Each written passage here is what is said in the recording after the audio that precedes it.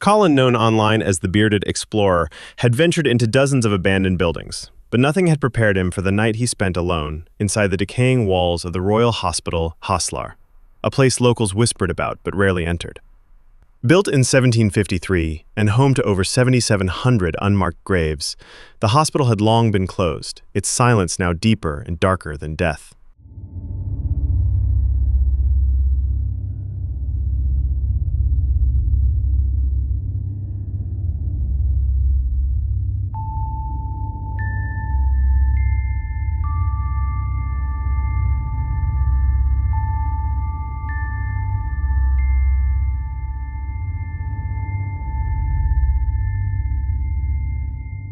Colin entered stealthily through the basement. The building, though crumbling, still had its teeth. Every creak of the floorboards and rustle of unseen movement sent chills up his spine.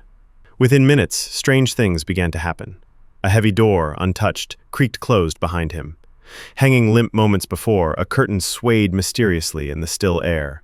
But Colin pressed on, documenting everything. That door has just closed.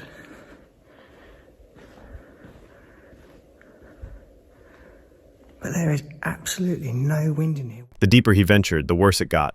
In a sealed room, he stumbled upon a preserved human liver, but just as he turned to leave, a loud, sharp noise cracked through the hallway. Then, laughter, high-pitched, childlike, echoing through empty rooms. The building was supposed to be abandoned, and yet footsteps echoed behind him. At one point, he felt something brush his shoulder. He turned to find no one there. It is still here. So this, guys, is a real human liver. I know it's disgusting, but it is very, very rare.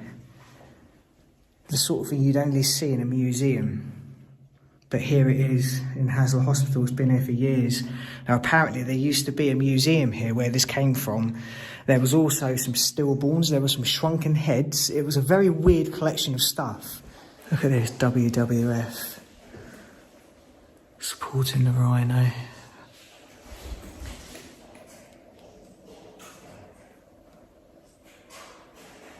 That sounded like footsteps.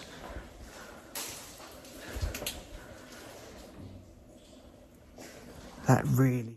Colin tried to convince himself it was nothing, but things escalated.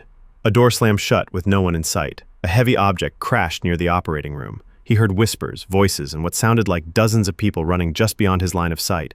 The final straw came when a door slowly creaked open on its own. Without a second thought, Colin ran. Oh, fucking hell. Fucking hell, it sounded like a little girl. I don't know what it was, I don't know. It sounded like a little girl. Oh, fuck! Oh, fuck! Fuck!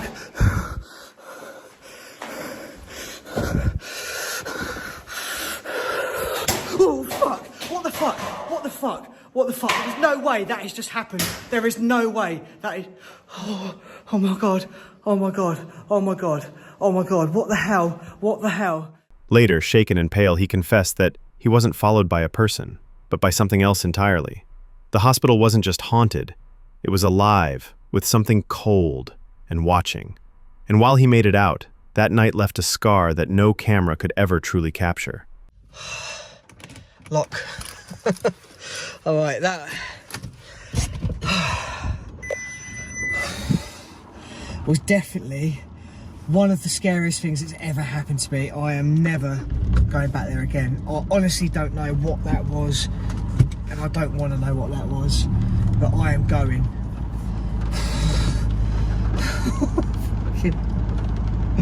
Oh my God. Right, I don't even know what to say. God. Right. I hope you've enjoyed the video, guys. Please like and subscribe. Go check out Instagram. We'll see you in next week's video. One longtime NHS worker later reflected, after 4 decades of night shifts, nothing on screen felt fake, because some places, like this one, truly never rest. November 2nd, 2023, on a cold November evening, William, the creator behind Trussdale TV, set out on what he thought would be another routine, wild camping trip. His destination? Ballybully Forest, a name whispered with caution in Northern Ireland. The forest is infamous for its eerie folklore, Strange voices, vanishing figures, and unexplained disappearances dating back centuries. Today we are stealth camping in Ballyboley Forest.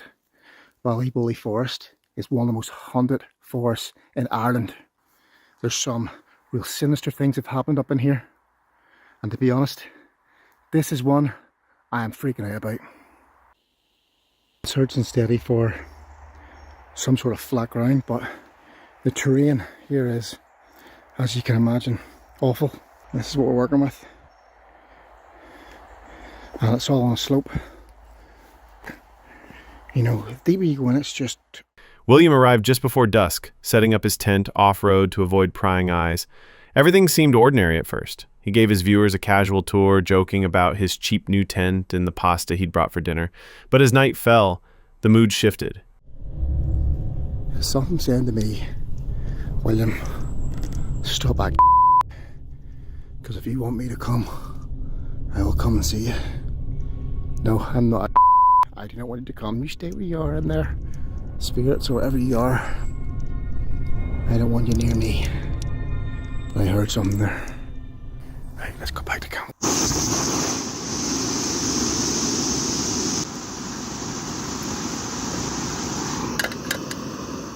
A faint rustling outside his tent caught his attention.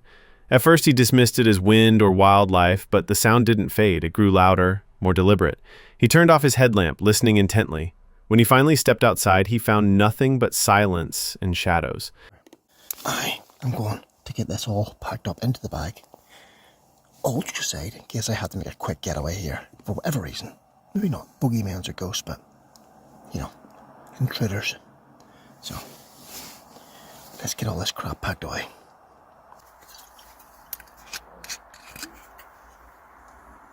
Why not? We're on our holidays after all. Still on edge, he returned to the tent, only to hear a sharp slap against the nylon wall. His voice trembled as he whispered to the camera, "Did you hear that?" Another moment passed, then nothing. No movement, no wind, just a heavy, unnatural silence. I have to tell myself this camera I'm leaving.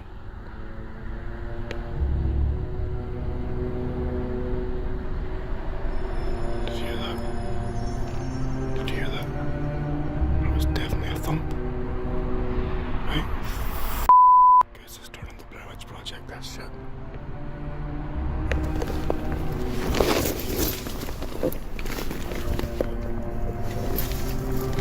Bestie.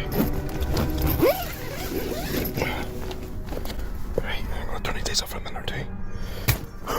The f***? Did you hear that? Did you f***? Driven by instinct, William stepped outside again, scanning the tree line with a flashlight, but there was no one. No animals, no answers. Unable to shake the feeling of being watched, he quickly packed his gear, never turning his back for too long. He left the forest without a scratch, but with a shaken spirit.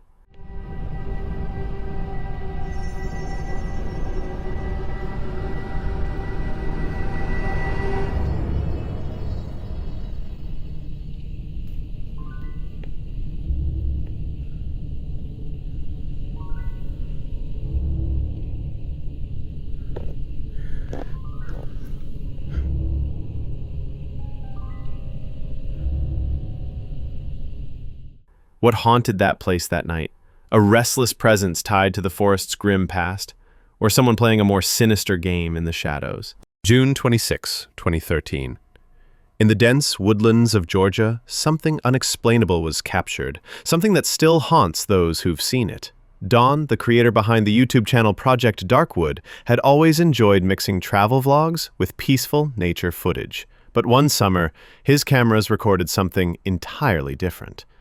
On June 26, 2013, Don placed several motion-triggered trail cams deep within a secluded part of the forest, hoping to catch a few rare animals on film. He left the cameras running for a week.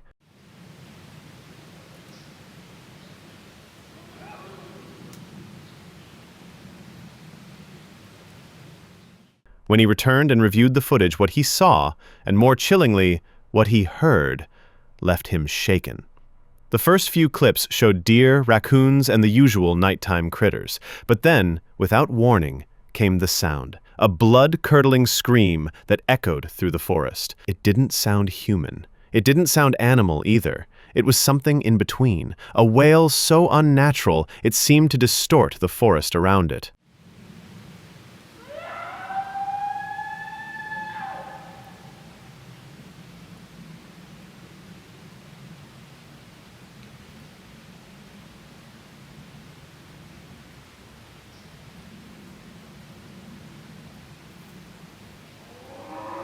Don leaned closer to the screen. Another clip. A low, drawn-out groan followed by the unmistakable snap of branches near one of the cameras. Then silence, just before an angry, guttural growl exploded through the speaker, so close it startled Don in his chair. Was it a bear? A large predator, or something else entirely? Don showed the footage to family, friends, even wildlife experts. No one could identify the sounds. The siren-like wails and distorted cries didn't match any known species native to the area.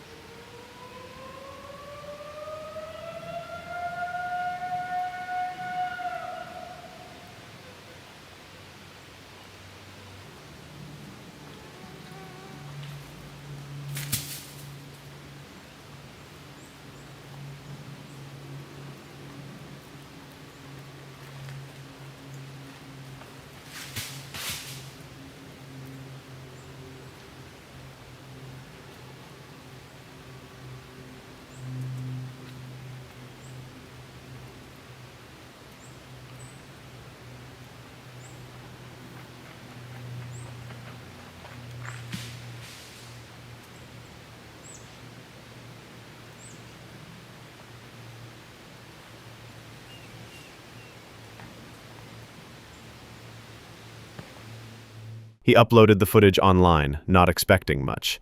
But thousands of viewers responded. Some were convinced it was paranormal. Others suspected something darker, experiments, lost people, or hidden creatures lurking in forgotten woods. One comment stood out. Creepy enough during the day, imagine this at night. That's the part that gets under your skin. These cameras weren't manned. No flashlight, no human presence, just the forest. Alive, watching, and maybe trying to communicate in a voice no one's ever heard before. Meet Adam, the voice behind Wandering Where, a solo adventurer who documents the ups and downs of wild camping across the UK. From coastal cliffs to fog-drenched hills, his journeys often balance beauty and unpredictability. But during one fateful trip to the North York moors, he found himself caught in something far eerier than expected. Well, if you're new here, welcome back if you've been here before.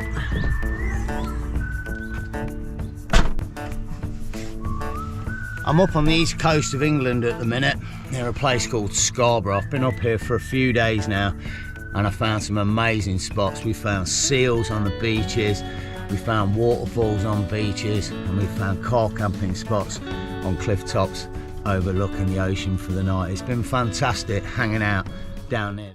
With daylight slipping and weather turning grim, Adam set off for a 10-mile hike through Rosedale, a quiet, mist-laced valley surrounded by stories of ancient mines and long-forgotten trails. From the start, nothing went smoothly. Traffic delays, ominous skies, and stories from an old friend about twisted ankles and strange occurrences on this same hike. We just don't see places like this in Leicestershire, you know. And it's only when you get up to places like this you really do appreciate like the vastness and the amount of rural land. I mean, I know, all right, most of it's been farmed here, but it's still green and it's still grass and it's still countryside, you know what I mean? It's not what we get in the city. By the time Adam reached the trailhead, fog had rolled in thick and heavy, swallowing the landscape in a silencing blanket. He brushed off the tension with a bit of dry humor, but that didn't last long. While passing through a gate, he turned around to find it slowly closing itself, even though he had left it wide open. Just the wind, he muttered, except there was no wind. Shrugging it off, he trudged deeper through thick bogs and soggy paths. The silence became deafening. At one point, he joked about werewolves bounding over the ridgeline, but beneath the laughter, you could hear it, the nervous tension of someone realizing they're truly alone. Wow. If ever there was a scene from Werewolf in London, definitely don't want to stray off the path here, eh? Nightmare. No phone signal as well. Not calling for help. Freaker.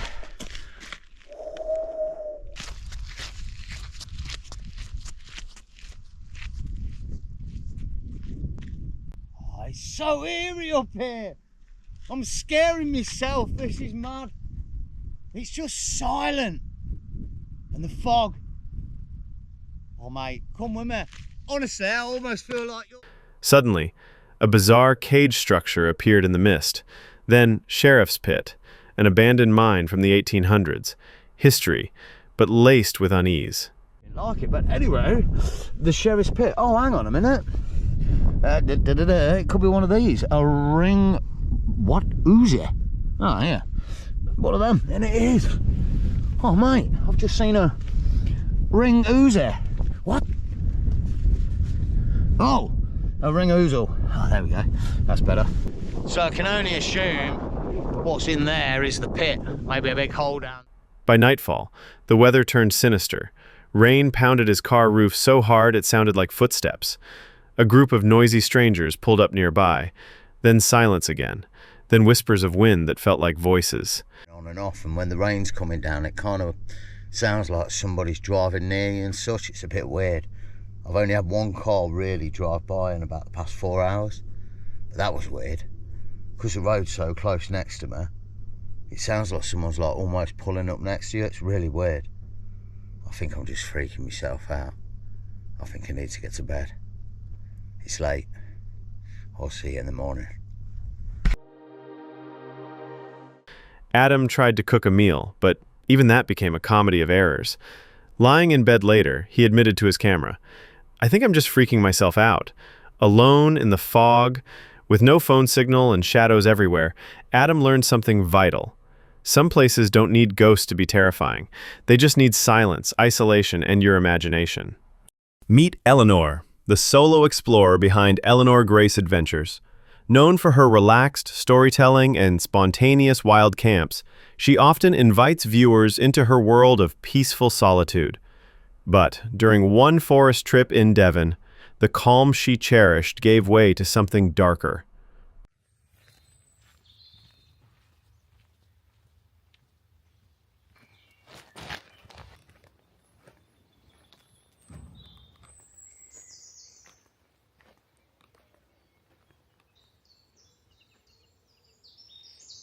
This looks like the perfect spot. I just wanted to bring...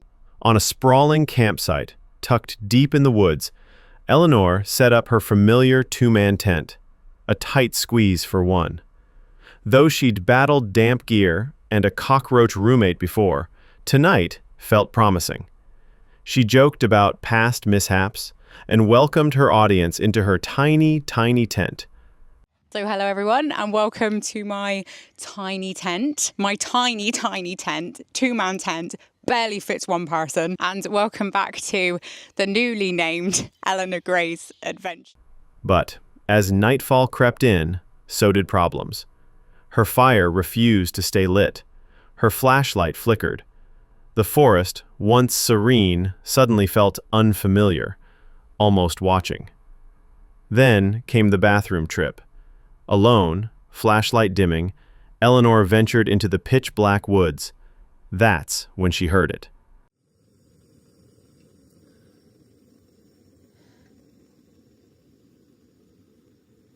Should we go for a wander? My new kettle, very, very fast. Bloody hell. Finally one that doesn't burn me as well. Yeah, trying to find the toilet in the middle of a big forest. It's very dark. Let me just try. Hang on. God, where the hell am I going? A sharp, unnatural sound cut through the darkness, startling and completely out of place. She froze. No animals, no wind, just a piercing chill that pulsed through the trees. Eventually, she found the toilet, but returning to the tent wasn't any easier.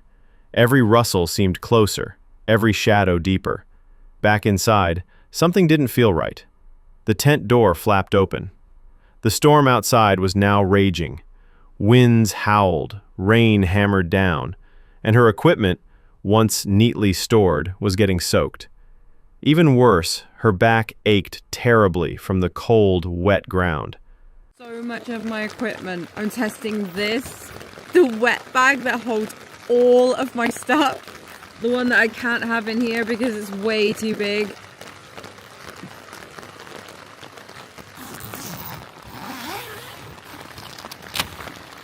Whoa.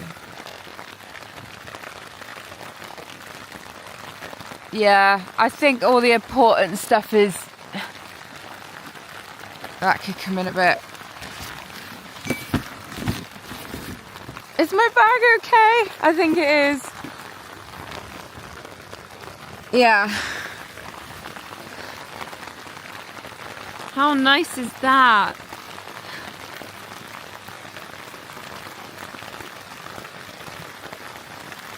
Okay, oh my god, my equipment inside is getting soaked. Unable to sleep, she tried to stay calm.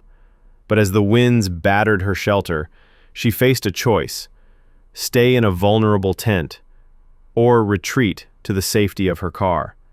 By morning, soaked and sore, she chose the latter. The peaceful forest retreat had turned into a full-blown endurance test.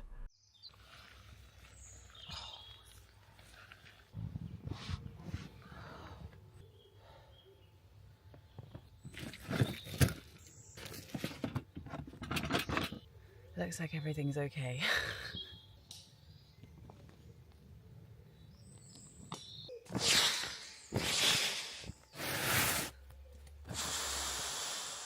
This is absolutely ruined. The chilling sound that pierced the night, still unexplained. Animal, stranger, or something less tangible? Eleanor doesn't know, but she knows one thing for sure: she won't be returning there anytime soon. As one viewer aptly warned, "Be careful out there, dear lady, because out in the wilderness, danger doesn't always roar, it sometimes whispers." Justin, the energetic creator behind Justin Chase, is no stranger to risk. But one decision, one experiment, pushed things too far. That day, he let ChatGPT control his destiny. His prompt? Send me somewhere mysterious for a video within an hour's drive. He didn't check where, he just punched in the coordinates and hit the road, hoping for a fun twist. What he got was a brush with something far more sinister.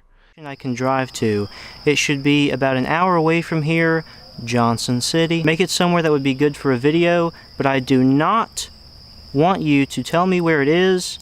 Make it a surprise. Thanks, bud. Love you. See you soon. Kissy emoji, heart emoji. I probably could have left that last part out. And sure enough, he very quickly got back to me because that's his job, people. He said, "Hey there, I've got a surprise destination for you just about an hour's drive from Johnson City. It's a unique spot that should make for an engaging video." I'll be the judge of that, thank you very much. Here's the coordinates. Plug these into your GPS and let the adventure begin. Can't wait to hear about your experience. Drive safe and have fun. Kissy face, heart emoji. We have kind of a thing going on, me and ChatGPT. Anyway, yeah, that's pretty much it. That's kind of the whole vibe for today. So we're gonna go ahead and get into my car and see where Bestie takes us. I do want to emphasize that I legitimately have no idea where it's gonna lead us to today. Halfway through the trip, Justin found himself in Embreeville, a place he'd never heard of despite living just 30 minutes away. It was remote, isolated, and the silence was deafening. When he arrived, a fisherman's warning shattered any sense of safety. "Lots of black bears here. You can't camp anymore." A mother and daughter were attacked. That side doesn't get explored a whole often, so that's where they're at probably. So, but they're black bears. Yeah. The reason we can't camp here anymore is because of that. This little girl got, like, and her mom, like, got mauled. And, yeah, like, so they don't let people camp out here anymore. So that guy was just down here fishing. He was about to leave, so I stopped to ask him a question. Horrible idea. I've done this once before. I have said this a million times on this channel. I hate the mountains. I don't hate the mountains. I hate going into the mountains because I don't know what I'm doing. Then he brought up the threat of bears.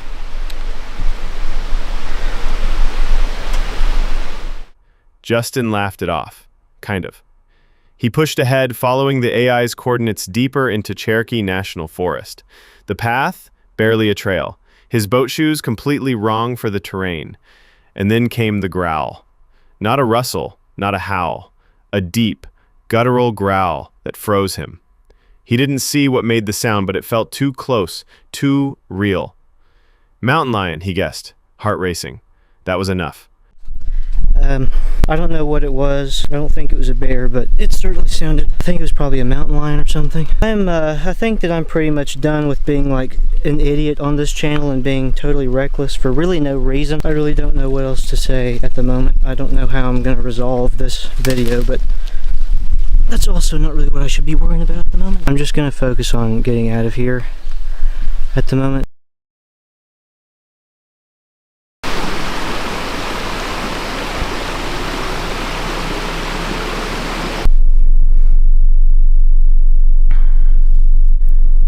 I survived it. I think I'm actually done with like going back into the woods by myself. Like The thrill of adventure drained instantly. Justin turned back, shaken. Back in Johnson City, he asked ChatGPT what it had sent him into. The AI responded, oddly detached. That's part of Cherokee National Forest, known for its scenic beauty.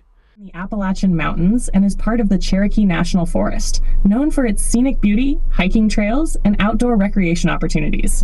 The region is characterized by its mountainous terrain, dense forests, and proximity to the Appalachian Trail.